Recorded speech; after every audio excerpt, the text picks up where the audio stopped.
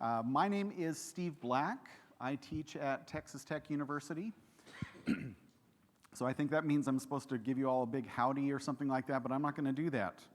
And this is 10 legal issues for CISOs. If you're in the wrong place, you're welcome to stay. We're not going to lock the doors on you. I'm kind of a back row type of person, so good on you for all those people in the back row. And if you want to move forward, there are always seats up front. I'm supposed to talk about 10 legal issues for CISOs. I did not pick these in any particular order. So if you don't see your favorite near the top, hold on, we're going to scroll around to them. And I'm going to run through it rather quickly. I'm a lawyer by trade and a law professor, so I can talk and talk and talk and talk, but I want to make sure we get to all of them today, and then I can answer questions as we do that. So without further ado, here's the small print. We're going to skip by that. So let's start with a fun topic, ransomware, to pay or not to pay. And I have a couple issues that I'd like to talk about. We'll start with the is it illegal question, because that's always a fun one. Then I'd like to also talk about is it unethical or is it advisable to pay? Are those legal issues? Yes and no, and let's jump right into it. So is it illegal? The basic answer is no, but, which is this. There isn't a law that I'm familiar with that outright makes it illegal to pay ransoms, whether those are physical ransoms for individuals or things, or ransomware for data. However, the FBI, Homeland Security, the Office of Treasury have come out and said, let's just not do that. In fact, Treasury came out and said, in most cases, it's going to be illegal, and what were they referring to? Providing material support, and I'm going to put that in air quotes, to enemies of the United States is illegal. And if you were to ask me what is material support, I'm going to tell you that right now, with a largely untested body of law, it's mostly anything. It can be personnel, it can be time, it can be any type of assistance, it can be hiding people time and assistance. And it most definitely includes financial. And the question is, well, did I knowingly do that? And was that my intent to aid an enemy of the United States? And the answer is, I'm not sure that we have enough law out there for me to tell you one way or the other, which is why when Treasury says we think it's illegal in most cases, that's an interesting issue. Would I take that one up on appeal and be happy to argue it with a straight face? Absolutely. Is that the best approach? I'm going to tell you, no, it's not. With a number of agencies saying just don't do it, I think that the courts are going to be very non-lenient in these cases. So, is it illegal? And the answer is, in most cases, probably, with a strong P on the probable. Is it unethical to pay? Depending on what body of ethics we're looking at. If you need the data back and your business is not doing business because you're being held for ransom, what are the ethical balances that we're looking at there in terms of, have I made it more easy for organizations or individuals to continue their reign of terror or to continue to harass others, and do I have an ethical duty to them, is an interesting one. Is it advisable? The FBI says this is a big no. It's not advisable. Why? Number one, there's a good chance you're not going to get your data back in the condition it was before. The types of encryption systems that criminals use may not be as sophisticated or as, what's the word we want, non-lossy as we would like. Is it advisable in terms of duties to others in our industry that we're giving the criminals more money to continue to perpetuate their crimes? No. Is it advisable from a PR standpoint, and is that a legal issue? I don't know, but I get asked those questions a lot. How do I explain that we had to pay a very large ransom to unknown assailants in order to get our data back, and does it play well? So those are my three answers. That was not really happy news, I know. So is it illegal? Probably. Is it unethical? Also probably. And advisable, I'm going to say no. So there's ransomware. Boy, that was a nice, happy way to start. Let's go to something else that maybe Better. Cyber insurance, because that's everybody's favorite thing to read. Let's talk about exclusions for cyber insurance. And for this, I just made a whole big list of ways that, and if you're here working for an insurance company, I'm going to keep your secret. Don't tell anyone that we do that. If I leave off some of your favorite exclusions, well, there we go. The exclusion for patent software and copyright infringement. What? So, in the event that an attack involves some type of infringement, or that your copyrights, patents, or software or other things are stolen and used somewhere else, and you say, hey, I want to get those back and I want you to mount a legal defense, I will let you know that insurance companies say, that's a different policy. And we usually think, hey, this is cyber insurance and the cause of my loss was a cyber attack and so everything should be covered. And the answer is, no, it's not. So, if you're working with an insurer and you have a good relationship, which you should make sure that if you are trying to cover certain types of things like business losses or IP losses, that you either attach a rider or have a separate policy dealing with these things. Wars and invasions, right? This was not our fault, it wasn't anybody's fault, but there was a war and therefore we're off the hook. Interesting argument. New Jersey Superior Court judge recently ruled that in the 2017 Russian cyber attack on the Ukraine, which we know as NotPetya, also impacted U.S. businesses, including Merck & Co., and they incurred $1.4 billion, is that with a B? $1 billion in damages. They filed a claim with their insurer, and the insurer said, this was an act of war, we're not going to pay. The court said, well, it wasn't an act of warfare, it was a cyber attack, and insurers took note of that, and now you start to see exclusions that say wars, invasions, and cyber versions of those as well. You just need to make sure that your policies, if they do have those kinds of exclusions, that you take whatever type of actions you need to, because you may not be insured if it's deemed to be a war, an incursion, an invasion, or the cyber versions of those. Number 3, lack of standards. That is yours, not the insurance company's. In other words, we agree to cover you as long as you are maintaining the standards that we are going to hold you to. And then when you ask what kind of standards are those, it gets really vague, right? We want you to adopt best practices. Okay. Which means at a minimum, if we were to make a list of the things that your organization should be doing to maintain good cyber hygiene, that you are doing those types of things. And just because I'm a lawyer, I document those. So if your software does not document all the things that you've patched, if your software does not document all the attacks that you have, if you're not documenting all the training that you're doing, today is a great day to change that. Paper protects. That should be on a t-shirt. Isn't that a good thing? Make a list of all the cyber hygiene things that you're doing so that when you come up with, hey, you didn't maintain standards, that you can show that you do. Related to that, social engineering and cyber error. If an attack on your organization is prompted by some type of social engineering, you should show, number 1, that you have trained your people to thwart the most basic kinds of social engineering, that this social engineering attack against your organization was really and truly out of the blue and nobody could have prevented it.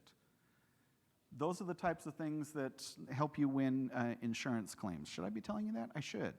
Injuries and damages. Those are physical injuries and damages. That, again, that's a different type of policy if there's a cyber attack and as a result of that there were injuries because what?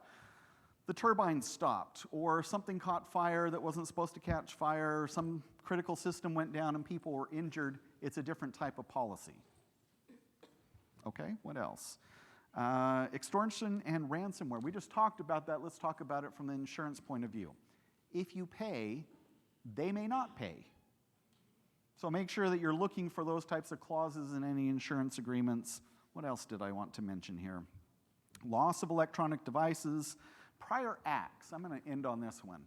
What is a prior acts exclusion? This is the one where we want to know when the breach happened.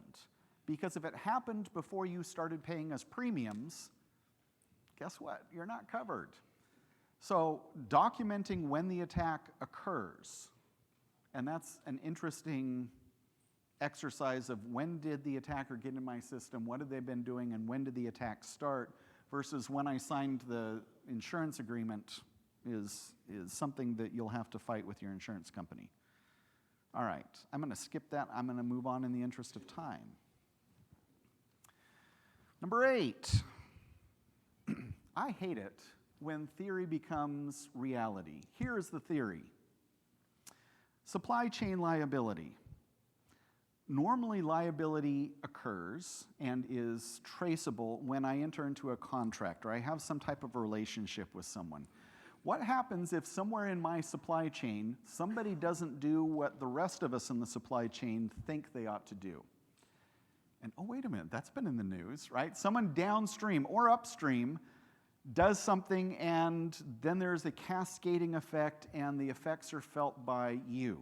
Or just the opposite. You fail to do something, and then it's felt by other members in your supply chain. Are you liable to them? And as an academic matter, wow, what a great theory of liability, but that's never going to happen. Well, okay, so it's happening. And we're looking at who should be liable, who can we point the finger at when there is an attack, and it may not have been originally my fault, but it now came to roost in my nest, and now I've got some kind of problem going on with liability. So, as I'm looking around my supply chain, do I consider us to be a working group? And if not, it may be a good idea to start doing that to make sure that everyone in the supply chain is adhering to the same set of standards. Or, if I represent an organization and by all accounts I may be the weak link in the chain, I may just run that up to management and say, you know what, if, right, we never want this to happen, but if something were to happen, will the other members of our chain look at us and say, you should have been better at thwarting this type of attack? If so, not only am I going to have to deal with my clients, not only am I going to have to deal with disclosures, not only am I going to have to deal with my insurance company, but I may have to deal with others in my industry who are now saying, you caused this, it's your turn to pay. Okay, that's not fun. I'm sure no one has a link with paper clips, right? We don't do paper clips and bubble gum and those types of things. All right, number 7. Ugh. Whoever came up with this idea is not a lawyer's friend. Let's all work from home, because what could go wrong? Alphabet soup? So we usually refer to this as WFH. Okay. So let me throw some other alphabet soup things out to you. HIPAA? PCI? No one would allow payments from home, right? FERPA? FERPA? CCPA? I could go on and on and on. VPN? Right? Do your workers who work at home have as strong of network protections as you do in the office? And if not, how do you ensure that they will tomorrow? Network security is always an interesting issue when I am working from my home or my pool deck, or where else do I work from? Oh, yes, my RV in, I'm sure, what is a protected network at whatever national park I happen to be parking at. Can I remedy it if there's a breach in someone's home? So their laptop is breached. Can I get in there legally? Do I have that type of authority? Are there privacy concerns by me snooping on my workers in their home? And what's the last one? Oh, yes. How will you know that there's a breach? If there's one in my organization, I hopefully have all kinds of bells and whistles and alarms and things that go off, right? You're being breached, that type of thing. If I have workers who are working from home, will I know? And if they know, will they tell me? People are really interesting. Something got broken and I forgot to tell you about it 3 years ago. Your workers are better than that, right? Your colleagues tell you when things are wrong? Okay. I'm in so much trouble. And these are just some of the headlines. We'll leave those alone. From workers to flashing lights. This is great. I get asked this question a lot. which is this. We've been breached, and suddenly there's a quick conference call or there's a quick conference in somebody's office, and one of the first questions is, do we involve law enforcement? That's great. Let's call somebody who knows what they're doing, right, with guns and badges, because they can help us. All right, let's talk about legal issues. Number one, and if you are law enforcement, I have nothing but respect for you. These are just legal, hypothetical legal questions, right? So I'm not let out of here in handcuffs. Everyone's okay with that if I don't have to do a perp walk? Okay. Number one, is law enforcement better than my team? In other words, if I call somebody to come in and help, you all have friends like that, don't you? I have friends, if I have to move a couch, there are some friends I don't call. Or my wife says, you're not calling them because something's going to get damaged, something's going to get broken, and if law enforcement breaks it, do I have any remedy at all? I called them in, that's just going to be ugly. Number two, this is usually the big one. What will they see? I don't like to ask this question. You don't like to ask this question. Everyone's asking the question. We're bringing law enforcement into the office tomorrow.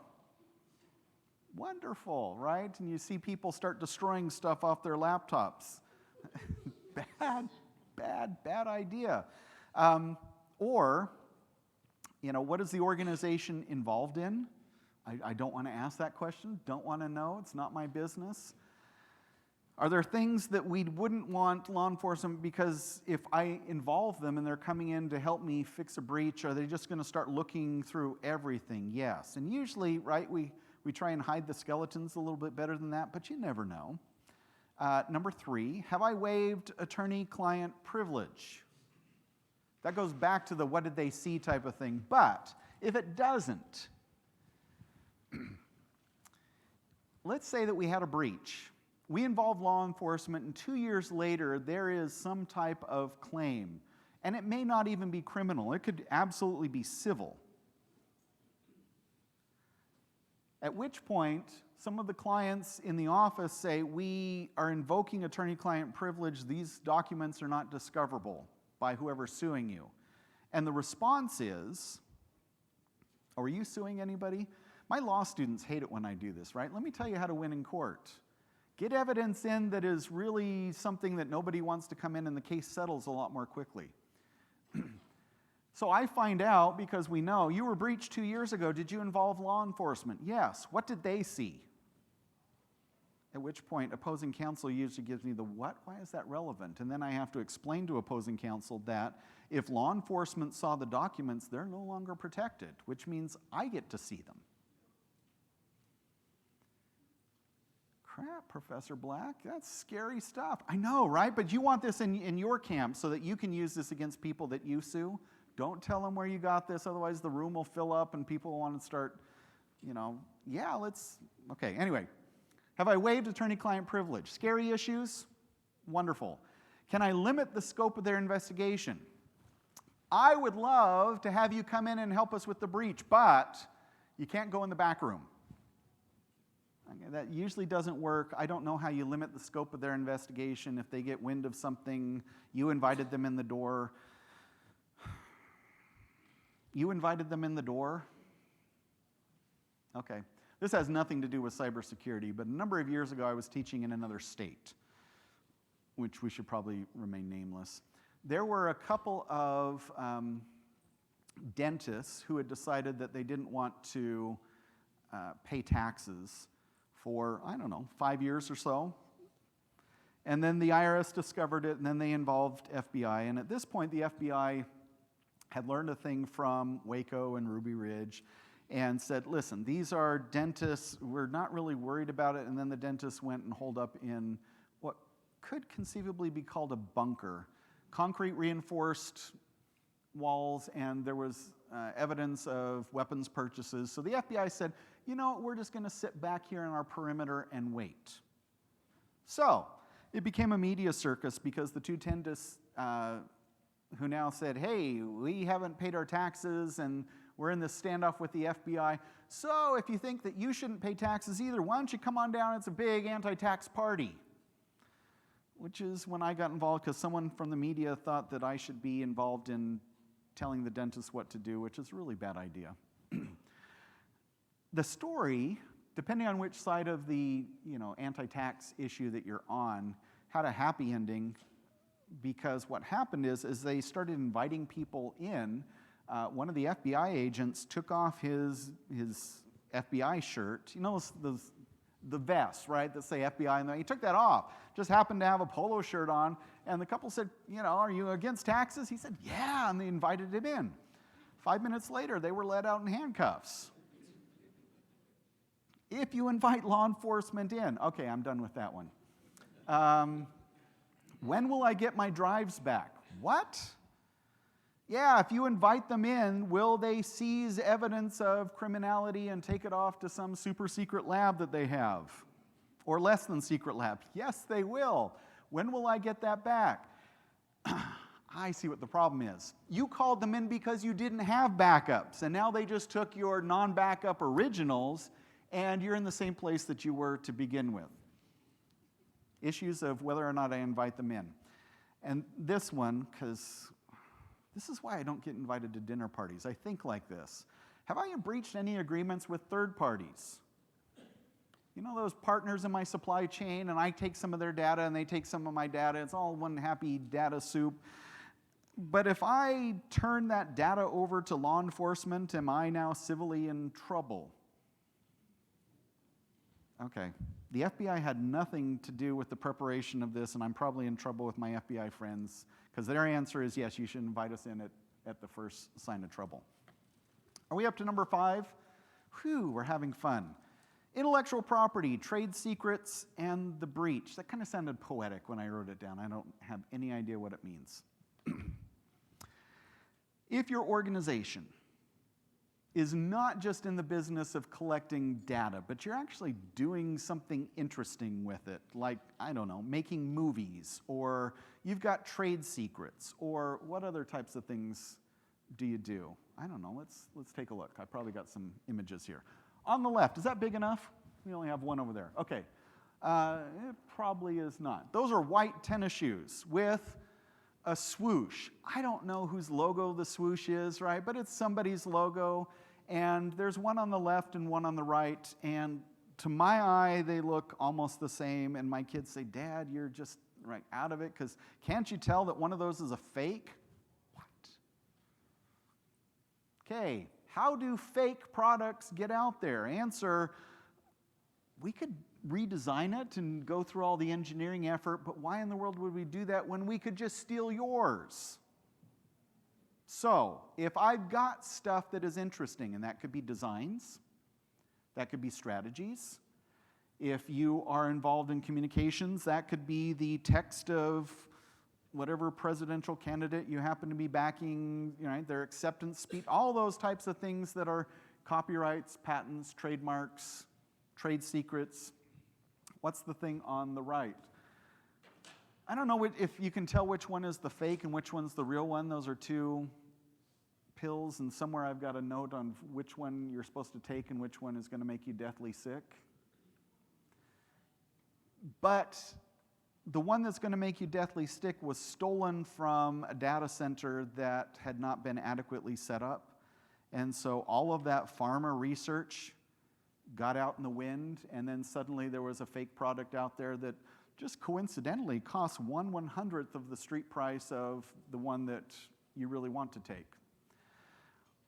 With this in mind, if you have those types of things and your job is to protect them, you ought to not just only protect the data, but you ought to also figure out what is the crown jewel of your organization. And if we don't know that, it's a really quick question to your colleagues. Hey, what do we do around here? What's really, really important that maybe if it got out, we'd have a problem if there are fake tennis shoes on the market? I used to have this conversation with some of my colleagues who were very fond of lower wage jurisdictions. That is, since I manage a multinational corporation, wages are kind of an interesting thing for me in that if I have to pay less, then I can have products that cost less, and that gives me an advantage in the market, which I completely concede is a valuable strategy. Except, and again, I'll tell you, I don't get invited to many parties, except when you park your intellectual property assets in a jurisdiction that is undergoing some current political instability. And this is the part where my friends and I parted ways. They said, yeah, but that's never going to happen. Well, okay, sure. And they said, even if it were, no government would steal the assets. And I said, right, because you're operating in a second or third world location. And if you've got valuable assets, right, no dictator is going to say, hey, swoosh company, what if we have dictator swooshes, right? Dictator air. And we put those on the market because nobody will buy those, and that's not a way of raising money for whatever reign of terror they want to, So I raise dumb issues, and my friends think that they're completely out there. Except they're not. All right? We don't play with Legos. Those are toys for children. Oh, I'm sorry, right? You're just missing the whole thing. But this one is a lot cheaper than the one that says LEGO. Okay? And then I just couldn't. I don't know if you can see that. I should walk over here and show that. This is one of my favorite minifigs, if you're into minifigs. This is the lawyer minifig. You can tell because of the briefcase. It's a collectible item, let me tell you, if you don't have that. And if you don't have the CISO minifig either, you should get that one. That's the one where the person has had no sleep in years. Okay, we're all on the same page, right? This is wonderful. So now we're going to start a Lego collectors group for all the RSAs that we come to in the future. But that one will be mine. It's the lawyer minifig. All right. Points to take away from this. It's not just data. Data. Do you have anything that's original? Do you have anything that hasn't been released to the public? And is it a trade secret? If so, it may not be protected anymore because that's the secret part of trade secret. You have to keep it a secret. If that's not part of your job, you need to go be best friends with your IP team and say, let me help you do this so that whatever we have is not going to end up in the wind and we're going to be really worried about it. Okay. We're up to number 4. Did I take questions? We're okay, we're just absorbing information and looking at your interesting Lego collections. I'm happy with that. Breach litigation. Ugh. Okay. Why am I involved in this as well? This is one of my favorite graphics. I like this one. Does this feel like your job? Hey, there's ice around here. We may want to go slower, put out searchlights, whatever. There's the breach on top. What happens underneath? The after breach party. Woo. Right? The lawyer Lego, right? This is where we make our money. When will we get sued? Fascinating question. For how much? And in how, I love this one. In how many countries? What? I thought, lawyers were, no, it's not just a U.S. thing. We've got lawyer friends all over, and the breach issues, as I mentioned just in passing with supply chain, if I'm a multinational or my supply chain is multinational, can I expect to be hauled into court in nations around the world? I didn't sign up for that. I get it. I didn't either. But when there are breaches, when people are looking for somebody to fall on their sword or they're looking for someone to point the finger at, all right, who caused this? Who didn't protect us from this? What's going on? And how far can those repercussions happen? All right, this is why we don't sleep for years. We're worried about all these types of ugly things. In conjunction with which?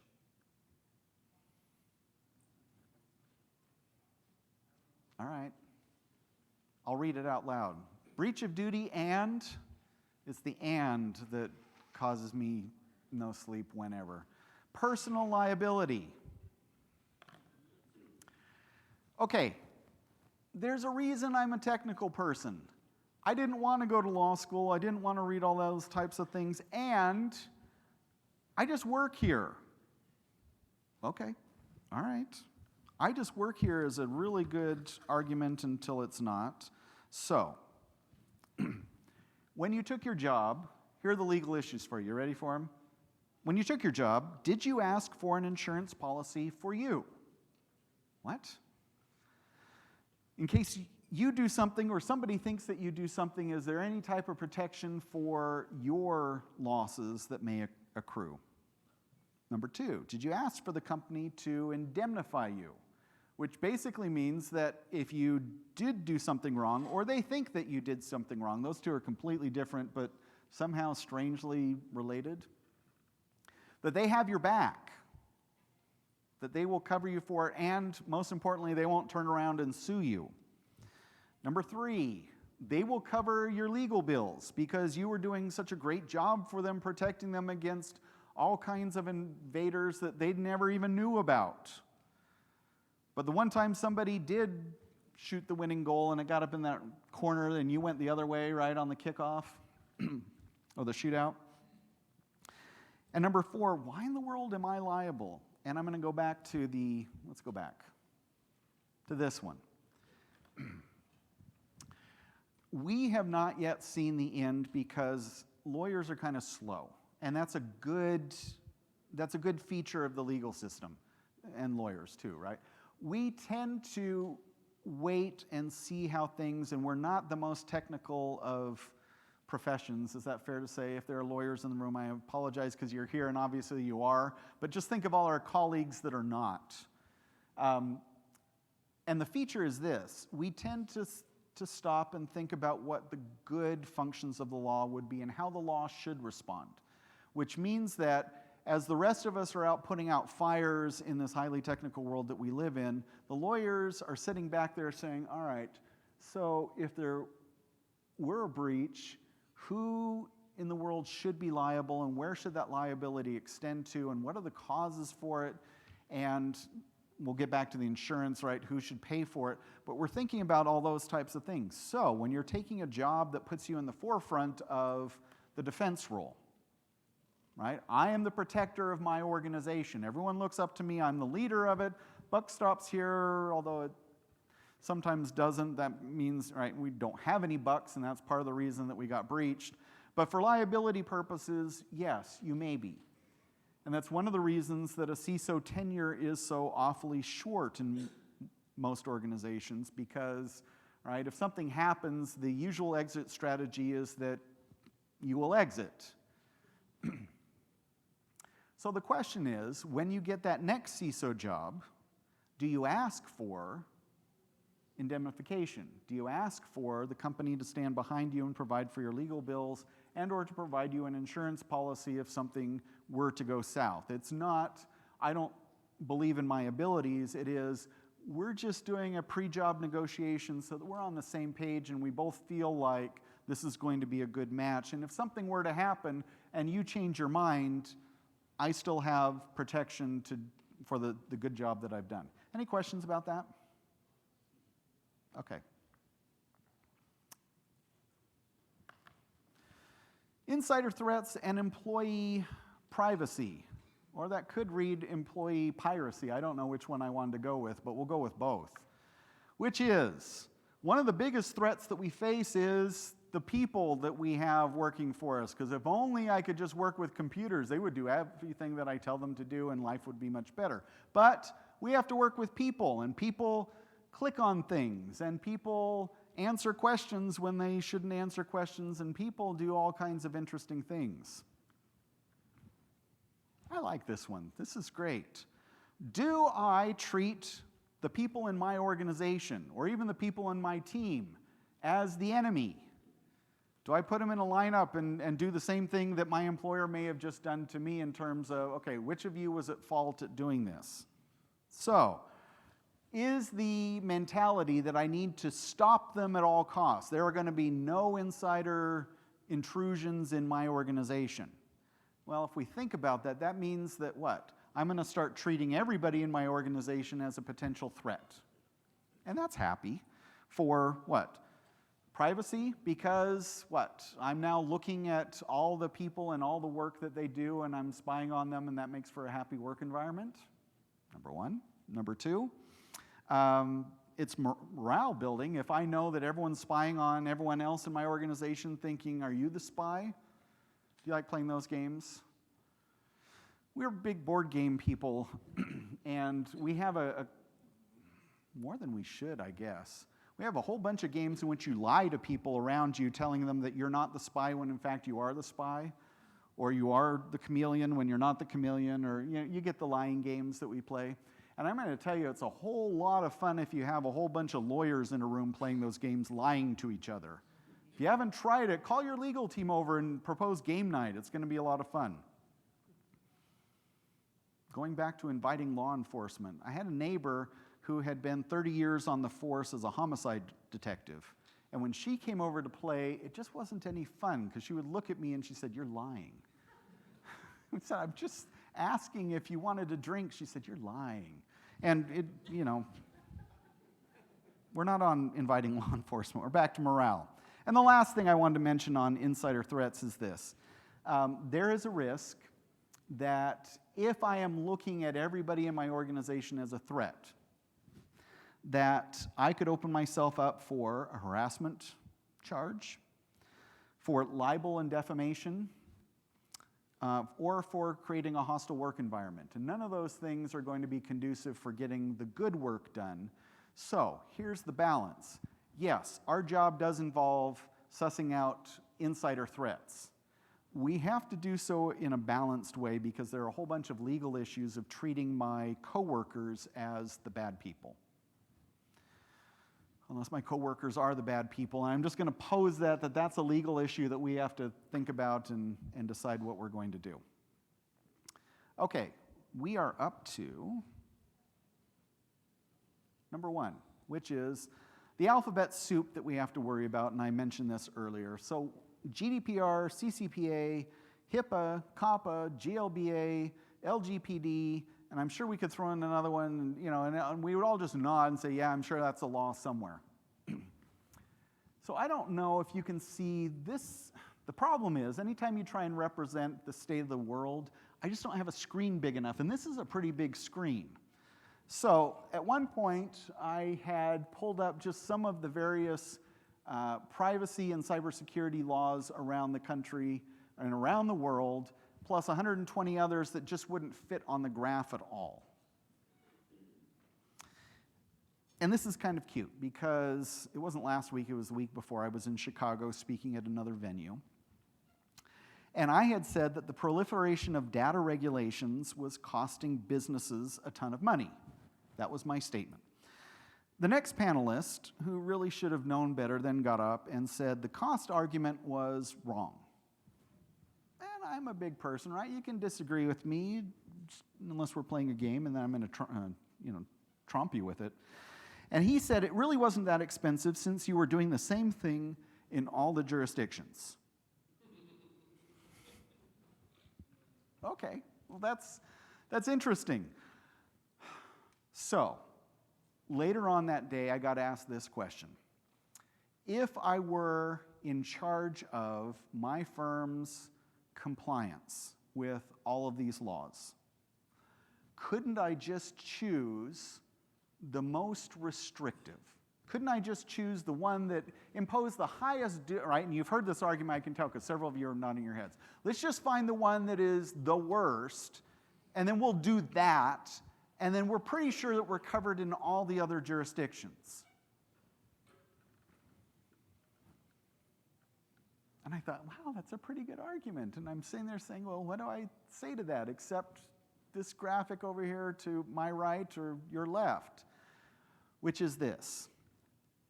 That may work today, although I don't think it does, because there are a whole bunch of legislatures, there are a whole bunch of politicians, there are a whole bunch of courts that are all thinking that the jobs that we do are hugely important, and how in the world did we get to this stage in our world where they are hugely important, where we've got criminals who are out there to steal stuff that we put on our own internal servers, and why in the world do we have to do this at all? And wouldn't it be nice, and maybe this is the fallacy, wouldn't it be nice if there was a law that protected us against evildoers? And that's just a great thing. I usually tell people who are thinking that, say hi to the Easter Bunny for me, right? That's a wonderful thought. What would that law look like? What would that law look like? And my answer is, I have no idea, because I've read most of these.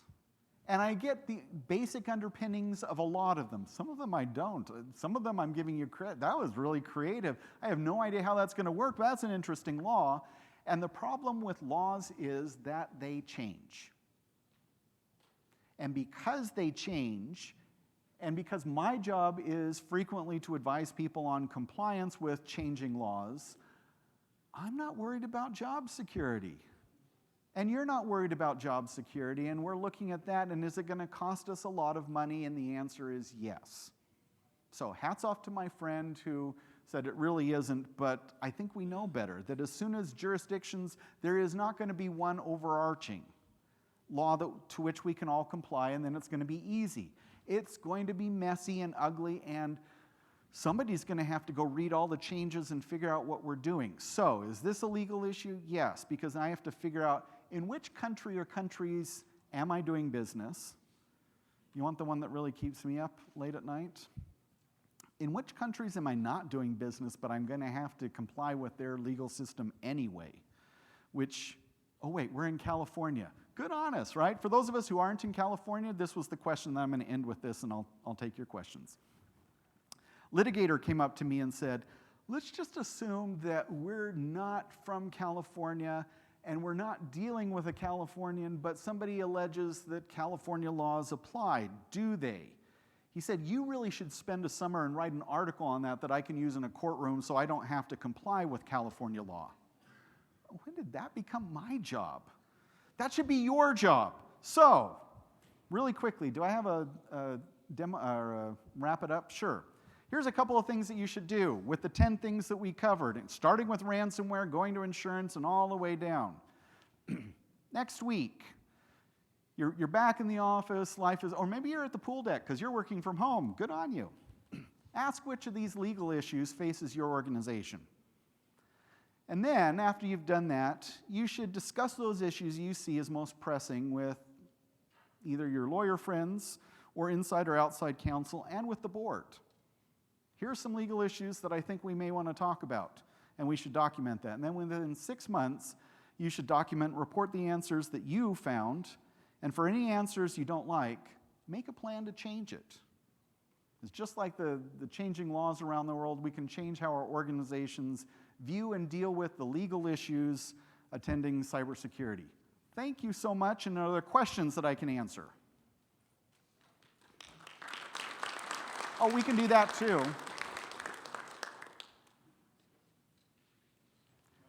Sir, and there are mics left and right. It's almost like a flight attendant there. A quick one for you. Thank you, first of all. Directors and officers of corporates are usually covered, for the actions they take. CISOs, for most of the time, are not covered. They're not directors and officers. Correct. What's your advice for those who are CISOs and are in roles where they're not directors and officers of those corporates? Right. Yeah, it's a great question. So the question is, if we're not covered under traditional E&O policies, what do we do? And my first answer is ask. When I'm taking on a new job, do you have insurance coverage for this position? And when you get this stunned look like, why would you even ask that? I ask those types of questions a lot, and the worst that they can say is no, and then you get a choice of whether you want that job or not. The more of us who are involved in this area and who ask that question, it starts to become a thing, and then we get the coverage that we need when we're doing these jobs that leave us hanging in the wind if there's a breach on our watch, which there are a lot of breaches. So great question. So just to clarify, Dr. Black, you're suggesting we have both liability and E&O coverage from our company? That's my first question. Yes. Okay. And if the company refuses, should we get it personally and pay for it out of our own pocket? It's a great question.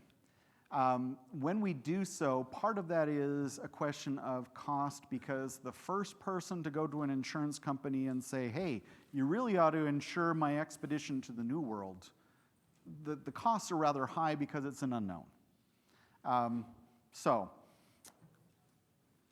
do I know what that cost is? And the answer is I don't right now. And it would be something that I would at least ask several insurance brokers and say, is this something that you would be willing to underwrite? And if so, how much is it going to cost for a personal policy on that? If nothing else, at least to cover litigation costs should something like that happen.